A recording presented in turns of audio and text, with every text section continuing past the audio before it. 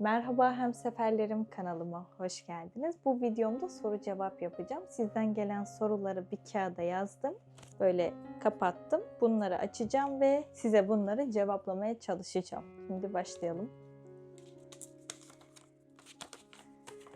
İlk sorumuz. Aslen nerelisin? Ben doğma büyüme Samsunluyum. Ben İranlı değilim. Beni İranlı sananlar var. Hatta bazen şey diyorlar. Ya ne kadar iyi Türkçe konuşuyorsun, maşallah, nasıl öğrendin? Ben zaten Türk'üm. Evet, şunu cevaplayalım. Kaliteli içerikler genelde az izleniyor. Senin az izlenmesine en çok şaşırdığın videolar hangisiydi? En çok şaşırdığım Kerkük videosuydu, sonra Musul. Çünkü Irak videolarım çok izlenirken Kerkük videosu fazla izlenmedi. Yani normalde milyonluk izlenebilecek bir videoydu. Çünkü oraya ilk giden insanlardan birisi bendim. Ben İran pasaportuyla oraya giriş yaptım. Normalde o dönemde, benim gittiğim dönemde Türk pasaportuyla o bölgelere girilmiyordu. Çünkü orası Bağdat Merkezi Yönetimine bağlıydı. Şu anda vize almak daha kolay ama benim gittiğim dönemde o kadar da kolay değildi. Yani herkes Türkiye'de Kerkük diyor ama Kerkük videomun pek izlenmemesi beni çok şaşırttı. Bunu söyleyeyim. Musul da şaşırttı. Musul'a Mehmet'le gitmiştik. Yani sonuçta savaştan çıktı. DAEŞ'in elindeydi orası. Ve onun peşine biz gittik, orayı gösterdik. İnsanlar nasıl yaşıyor onu göstermeye çalıştık. O da pek izlenmedi. Hatta ben Tel Afir'e de gittim. Tel Afir'i herkes bilmeyebilir ama Türkmen şehridir. Sabiler videom da beni şaşırtmadı ama yani izlenmesini beklerdim ama o dislike çok aldı. Başlığından dolayı. Bazen radikal kesim hassas olabiliyor başka inançlara karşı. Diğer bir soru. Sıcak coğrafyalarda gezip de nasıl yanmıyorsun? Ben güneş kremi kullanıyorum düzenli olarak. O yüzden cildim yanmıyor ama elim yanıyor. Yani elim biraz yandı. Şimdi Samsun'dayım. Rengi döner. Samsun'dayken bir haftaya eski haline geri dönüyor. Nemden dolayı aslında. Kendini geliştirmek için her gün yaptığın küçük ama etkili bir alışkanlığın var mı? Şimdi şöyle, kendimi geliştirmek için okuduğum kitaplar oluyor, onlar ayrı. Ama böyle basit gibi görünebilir ama etkisi olan şeyler de var. Sosyal medyada takip ettiğim sayfalar. Çok kaliteli tarihi sayfalar ben takip ediyorum. Birçok ülkenin resmi sayfalarını da takip ediyorum. O yüzden her şeyden azıcık da olsa haberdarım. Yani ben Instagram'a girdiğimde aslında açtığım an bana bilgi aktarımı oluyor. Boş şeyler izlemektense faydalı sayfaları takip etmeyi tercih ederim. Eğlenmek için tabii ki de izlediğim sayfalar var ama genel olarak bilgi almak için sosyal medyayı kullanıyorum. Geçelim başka bir soruya. İran turu yapacak mısın? Yeni İran turundan döndük. Çok güzel geçti. Gerçekten gruptaki insanların uyumu da çok iyiydi. Tekrar yapacağız yakın tarihte. Eğer olur da İran turuna katılmak isterseniz bana Instagram'dan ulaşabilirsiniz. Instagram sayfamın adı da Borna Seyyahi. Beni oradan da takip edebilirsiniz. Orada da farklı bilgiler aktarıyorum. Bazen YouTube'da aktarmadığım bilgileri Instagram'da aktarıyorum. Başka bir soru. Yine İran'dan. İran'da evlenen kişilerin aileleri evliliklere çok müdahale ediyor mu? Nişan ve benzeri süreçler dahil. Evet, Türkiye'deki müdahaleleri unutun. Orada tam tersi, merkezdedir anne baba ve her şeye karışır ve yönetmek isterler. Bir de şöyle bir şey vardır, bunu da size söyleyeyim. İran'da, şimdi çok duygusal bir halk diyoruz ya İranlılar için, aşk için her şeyi yapabileceği düşünülüyor ama aslında öyle değil. Şimdi şöyle bir şey var, İran'da diyelim biri birini seviyor, evlenmek istiyor. Aile karşı çıktıysa, ki özellikle Farslardan bahsediyorum, o evlilik olmaz. Ailenin sözünü dinlerler.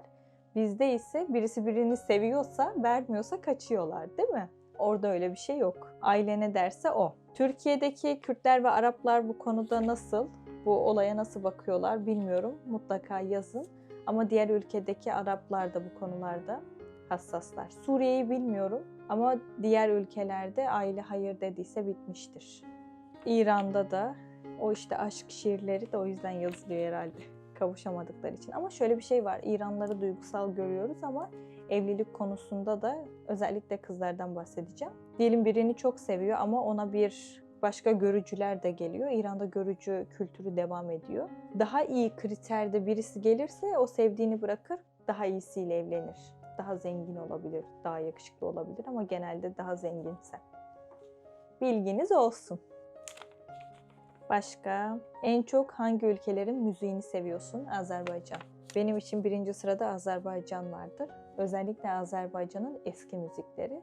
Daha sonra İran müzikleri geliyor. Ama kendim genel olarak Azerbaycan müziklerini dinlemeyi tercih ederim. Diğer bir soru. Aktif hayatına yetişmek için aldığın takviyeler var mı? Hafıza için ya da enerji için. Şimdi hastalanmamak için sabah aç karnına çörek otu yağı içiyorum.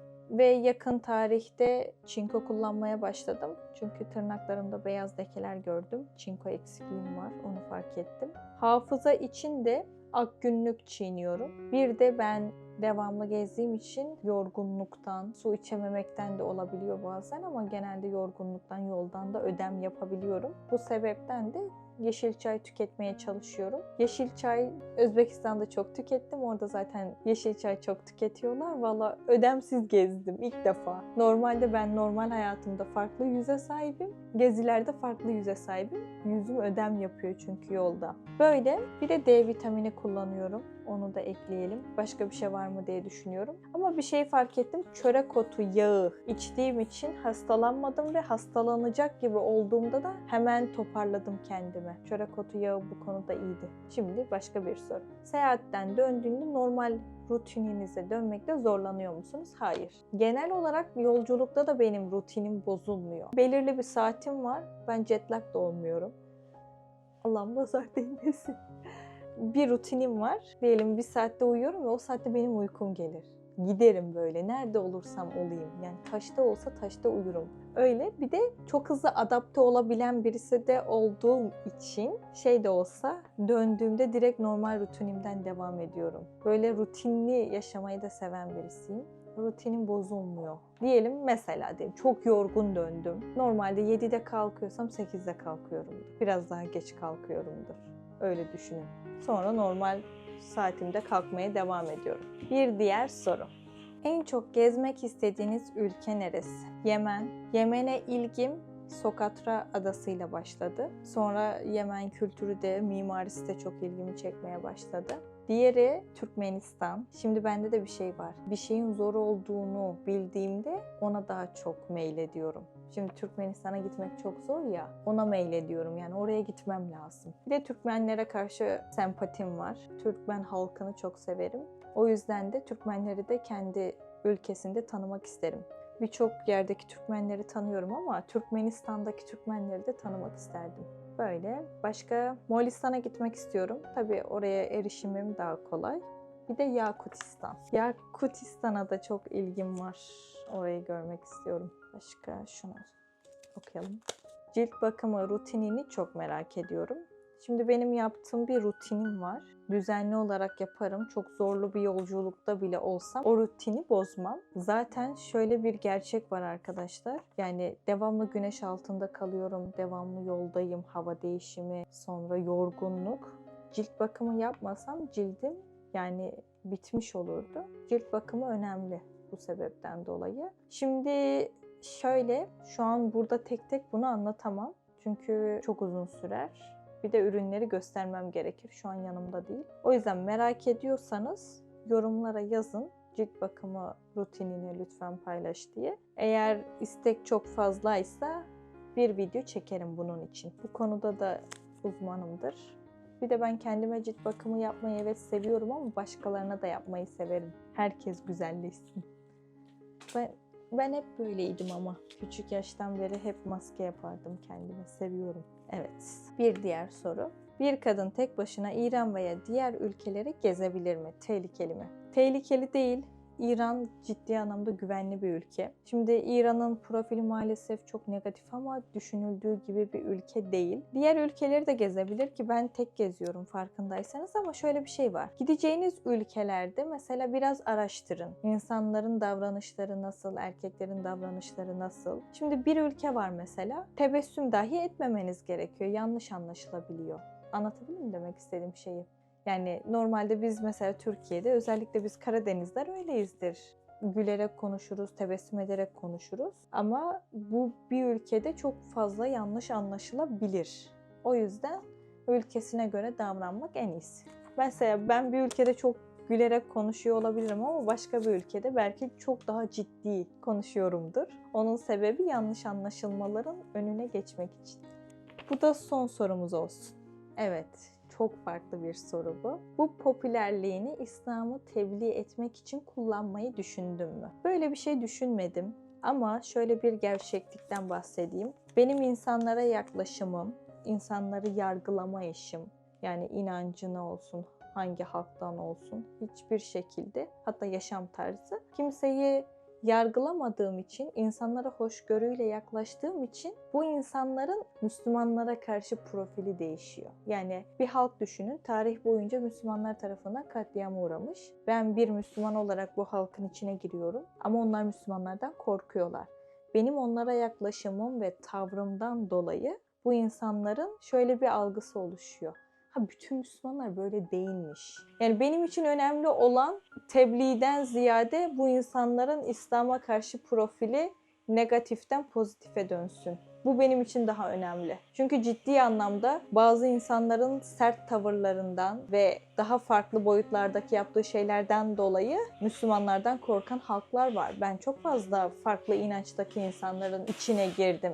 O yüzden hoşgörü önemli. Yani mülayim olmak lazım, sert olmamak lazım.